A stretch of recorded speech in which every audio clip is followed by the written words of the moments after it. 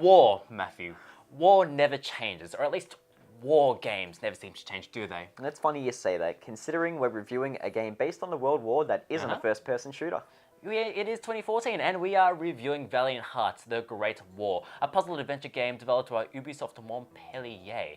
And it very much tries to capture the nature of World War I, doesn't it? Just through these separate stories. Yeah, through this perspective of 4 different soldiers from all walks of life, from Germany, from America, from France. You have Carl, Emil, Freddy, and Anna. Yeah, their stories do go their separate ways. They occasionally intersect. They all present wide perspectives of life in the war, but you do get a constant through line with a dog, which sort of keeps you grounded in some way, doesn't it? Yeah, definitely. He finds he intertwines the tales fairly well. He does. He provides a bit of humour to it all as well, and he's quite a useful companion. Yeah, and indeed, the game does sort of have these lighthearted moments as well, as in just the caricatures and the art style, as well as just these other sequences. For instance, like there is one time where you're driving down the street and you're being attacked by bombs and by planes to the tune of classical music, so it's a fairly lighthearted, giddy moment. Then you discover you're driving to a chlorine gas attack. Yeah, I do find it, like you said before, disarmingly gorgeous. So, Yeah, I mean, it really the art is. style really reflects that. So you've got a bunch of, you do have drab colours every now and Yeah. then, but the art style is very endearing, and then it kind of lets your guard down with a bit of slapstick humour and a bit of lighthearted fun.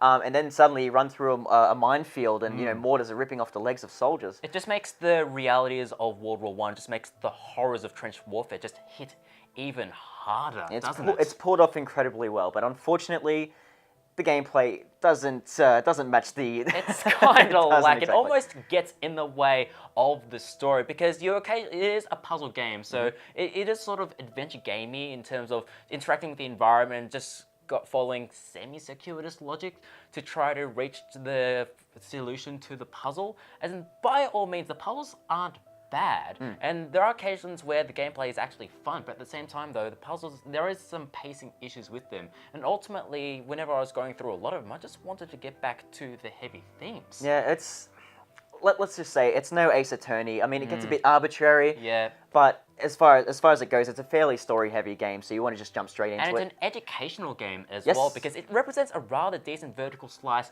of some of the big moments of World War I, like the Battle of Verdun or the Battle of Ypres.